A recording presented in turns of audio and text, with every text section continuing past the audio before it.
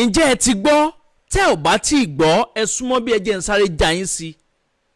ǹjẹ́ ẹ jẹ́ mọ̀ pé lọ́wọ́lọ́wọ́ báyìí wọ́n ti rank Nàìjíríà as the 4th most dangerous country to live in. Orílẹ̀-èdè tó jẹ́ pé àwọn terrorists ti ń ṣe ìjàmbá tí wọ́n ti ń ṣọṣẹ́ jù lágbàáyé. Nàìjíríà ti gbé ipò kẹrin báyìí. Ẹ̀rí ibi tí ilé ayé wa dé dúró ẹ̀yìn èèyàn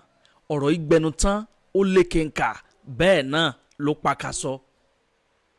Kódà wọ́n ti ń sọ báyìí wípé kẹ̀kẹ́ márúwá kẹ̀kẹ́ napep terrorist yẹn àwọn eṣin òkọ́kú ni wọ́n fi ń ṣọṣẹ́ káàkiri báyìí pàápàá jùlọ lókè ọya. Ṣe rántí àkọlù tí wọ́n ń ṣe ní Màdúgùrí ní nǹkan bí ọjọ́ bíi 4 sí 5 sẹ́yìn báyìí.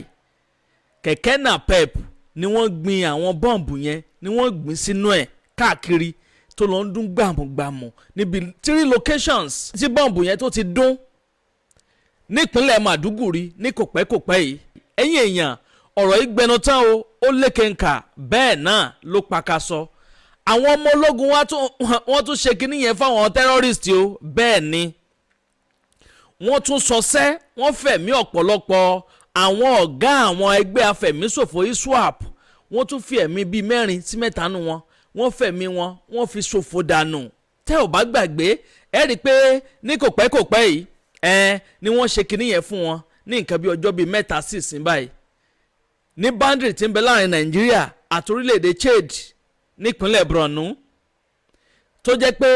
wọ́n ṣọṣẹ́ sáàrin àwọn ẹgbẹ́ afẹ̀míṣòfò ISWAP yẹn tí wọ́n pa ọ̀pọ̀lọpọ̀ nínú wọn. Ẹ wò ó mo ti gbóhùn tẹ mọ́ jẹ́ dé ẹ̀yin èèyàn mi ẹ dákun dábọ̀ ẹ súnmọ́ bí ẹ bá wọn nǹkan fìdílé tàbí kẹ fìdílé nǹkan kẹ sì máa dákun kẹ dábọ̀ ẹ máa bá ń like fídíò yìí bẹ́ẹ̀ ṣe ń like kẹ máa comment kẹ sì máa bá mi pín lógúnlógún lọ́gbọ̀nlọ́gbọ̀n ẹ jẹ́ kó rìn dáadáa kó kan ọ̀pọ̀lọpọ̀ àwọn èèyàn lára. Ìkànnì Àdàbà tẹlifíṣàn ni wọ́n ń pè bí níbi tá a ti mú wá fún yín àwọn ìròyìn yàjóyàjó ìròyìn ajá àbálẹ̀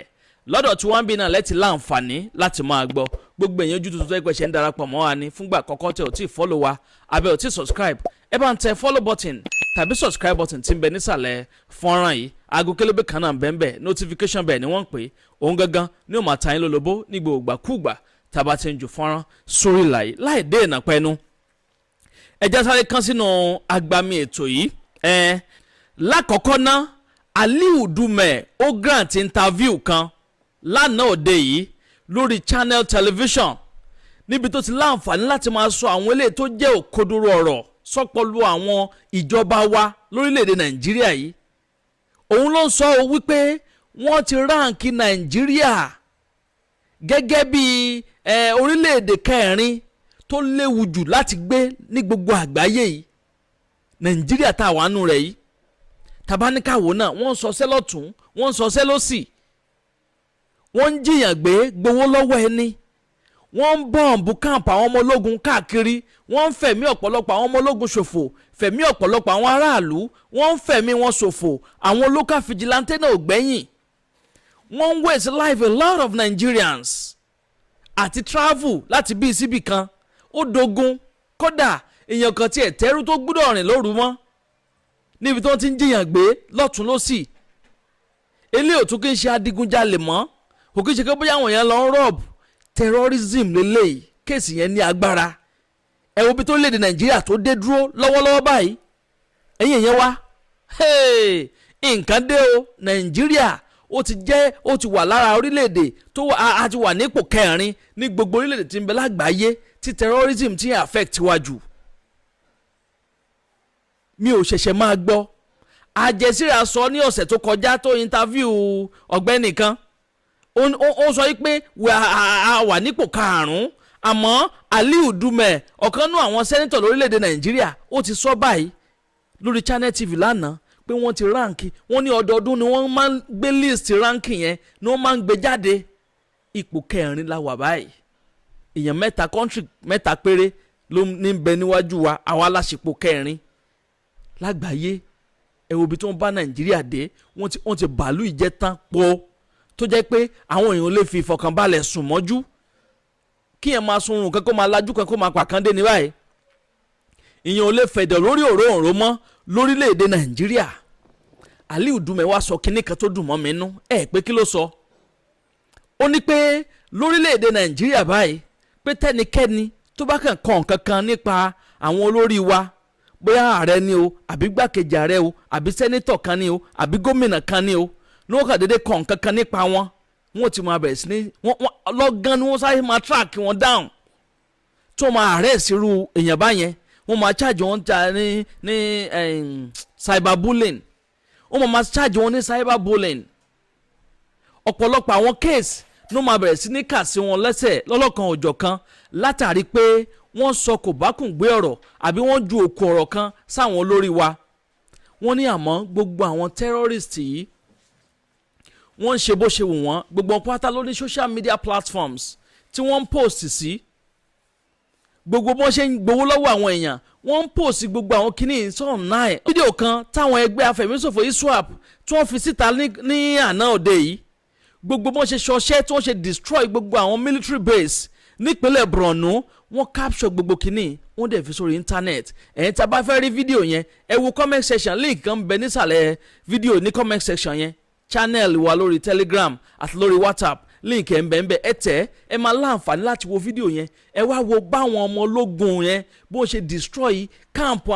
àwọn military wa nípínlẹ̀ Borno especially eléyìí tó ń ṣe lọ́sẹ̀ tó kọjá lọ́hùn tó jẹ́ pé wọ́n hit military base 4 ọ̀tọ̀ọ̀tọ̀ continuously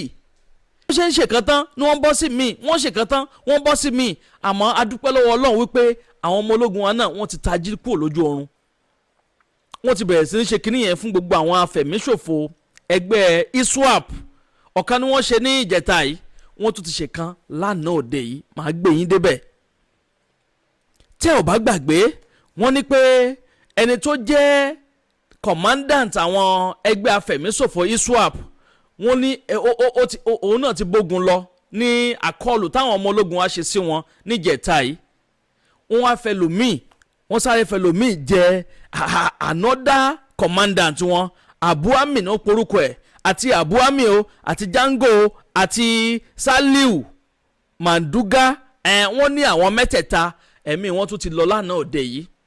ẹ̀rí pé ó yẹ kására tó dáa fún àwọn ọmọ ológun wa fún gudugudu méje yàyà mẹ́fà tí wọ́n ń ṣe láti rí i dájú pé wọ́n ń fẹ̀mí ọ̀pọ̀lọpọ̀ àwọn ISWAP yìí náà wọ́n ti ń fẹ̀mí wọn dí wọ́n ti ń fẹ̀mí ọ̀pọ̀lọpọ̀ wọn wọ́n ti fi ń ṣòfò dànù ọ̀gbẹ́ni kan tí ń bẹ ní orílẹ̀-èdè Chad lọ́hùn oníròyìn ni òun ló gbé kínní jáde Zangazolo ni wọ́n porúkọ ẹ̀ wọ́n ní pé òun ló gbé gbogbo rẹ́kọ̀dù gbogbo báwọn ọmọ ológun wa bó ń ṣe perform excellently tí wọ́n destroy ọ̀pọ̀lọpọ̀ àwọn ISWAP yẹn tí wọ́n destroy wọn ó list gbogbo wọn lọ́kọ̀ọ̀kan léjèèjì kódà gbogbo orúkọ àwọn tí wọ́n ṣẹ̀ṣẹ̀ pa lánàá òde yìí gbogbo ẹ̀ pátápátá ó dọkumẹ́ǹtì gbogbo ẹ̀ kalẹ̀ àwọn ọmọ ológun wa wọ́n ṣe ọṣẹ́ tó ní agbára nípínlẹ̀ Borno lánàá òde yìí wọ́n láwọn afẹ̀míṣòfò ISWAP yẹn eléyìí tí wọ́n ṣe fún wọn kẹ́yìn wọ́n tún ti gbàgbé wọn ò dẹ̀ kí ń gbọ́ràn elétí koko ni wọ́n ní mo ṣe gbéra ńlẹ̀ nìyẹn wọ́n tún fẹ́ lọ sí base àwọn military wa àmọ́ àwọn military wa ò sùn òru ọ̀gànjọ́ mọ́júmọ́ àárọ̀ yìí ni wọ́n lọ síbẹ̀ ní Mandagele local government area nípínlẹ̀ Borno wọ́n ní military base kan bẹ́ẹ̀ pé àwọn afẹ̀míṣòfò ISWAP wọ́n tún ya wọ bẹ̀ lọ́gán tí wọ́n débẹ̀ báyìí àwọn ọmọ ológun wa ò sùn o wọ́n sáré tajú lójú oorun wọ́n dojú ìbọn kọra wọ́n láwọn ọmọ ológun wa wọ́n fẹ̀mí ọ̀pọ̀lọpọ̀ wọ́n fi ṣòfò dànù irú eléyìí làwọn máa rí báwọn ọmọ ológun wa ṣe ń perform lẹ́nu ọjọ́ mẹ́ta yìí kọ́ lọ́ọ́ máa fún wọn ṣe kó ń continue láti máa ṣe bí eléyìí lọ ẹ̀yìn èèyàn eléyìí gbẹnu tán ó lé kínká bẹ́ẹ̀ náà ló pàkàṣọ aníkà tún sáré fún yín gbọ́ ni gẹ́gẹ́ bí ìlérí tí a ṣe fún yín pé àníjẹ́ kójú yín fọ́ bẹ́ẹ̀ náà láti jẹ́ kí etí yín di sí gbogbo ìṣẹ̀lẹ̀ tí bá ń ṣẹlẹ̀ káàkiri ilẹ̀ wa pàápàá jùlọ nílẹ̀ Yorùbá tiwa ń bì àdàbà ọ̀nà ní à ń sùngbẹ́ iná ń jó ẹ̀yẹlé gbéra ńlẹ̀ àdàbà á tún ti fòfẹ̀rẹ̀